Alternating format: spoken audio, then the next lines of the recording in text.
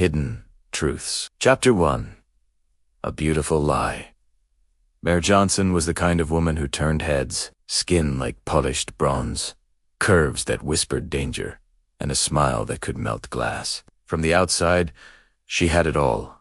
A stable home, a charming husband, and a life many envied. Her Instagram told the story of bliss, couple vacations, wine nights, king and queen t-shirts, #black love. But behind the filters and hashtags was a different story. Her husband, Marcus Mare, was a kind, steady man, a software engineer with a quiet spirit and an old soul. He'd grown up in the church, raised by a single mother who taught him to love hard and be loyal. When he met Mare at a Juneteenth event, he was captivated. She was bold, beautiful, and full of fire. He married her within a year. But fire can warm a home, or burn it down. Chapter 2. The street talks. It started with whispers. "Yo, ain't that Marcus' wife at the W Midtown last night with some dude? I saw her getting into a Benz. That ain't hers. Bruh." The neighborhood talked, but Marcus didn't want to believe it. He loved her, deeply, blindly, until one Saturday, he came home early from work and saw a strange man stepping out of their front door, adjusting his belt. The man froze. Mare stood behind him in a robe, her expression blank. Marcus said nothing, just nodded and walked past them into the house. That night, he barely touched his food. When she asked if he was okay, he just smiled. "I'm good, baby. Just tired." But something in him shifted. Chapter 3. Truth Has Eyes. Within a week, Marcus installed security cameras, hidden in vents, picture frames, even a clock in the bedroom. He didn't confront her. He watched, observed, took notes. She was worse than he imagined. At least 4 different men in 2 weeks. In their bed. On the couch. Once in the kitchen, where he ate his breakfast every morning. Marcus cried in silence. He talked to no one, not even his mother. But inside, his spirit was breaking. Still, he didn't lash out. He waited. Chapter 4. The Reckoning. On a cool autumn evening, he sat her down. The house was quiet. "Mare," he said gently, "I know about the men." She blinked, frozen. "I've seen everything." "The cameras. I know it all." She stood slowly. "Marcus, baby, I can explain." He raised a hand. Collected. "Don't bother. I already filed for divorce. I want nothing from you. Just peace." Her calm shattered like glass. "What do you mean you're leaving me? After everything we've built?" He stood up.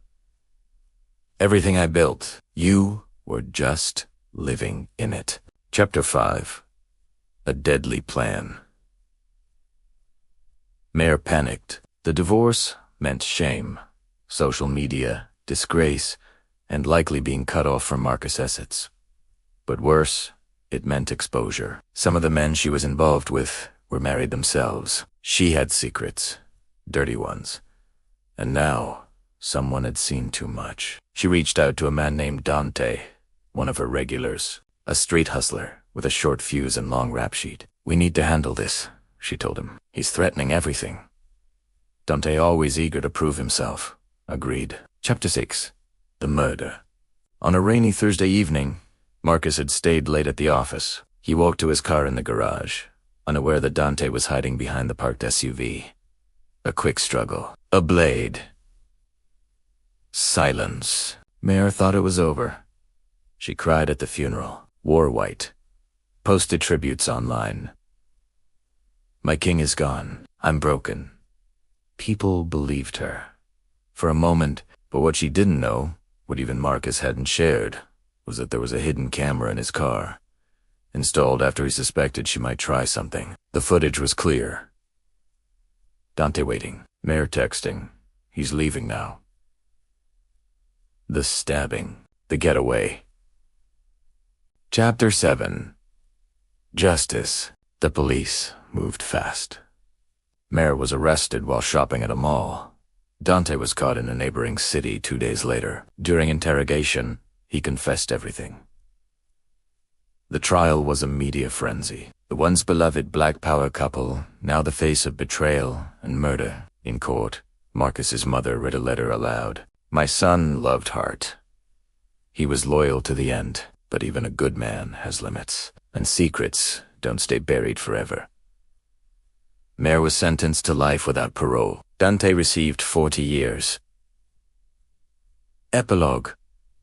A life remembered. Marcus was buried in a quiet cemetery in Decatur.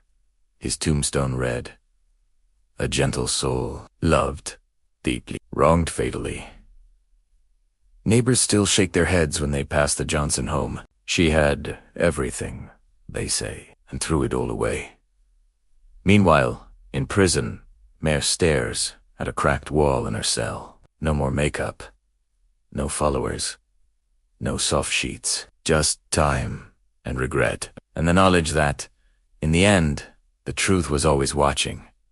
Moral of the story: love without loyalty is betrayal, and secrets, no matter how deep, always find the light.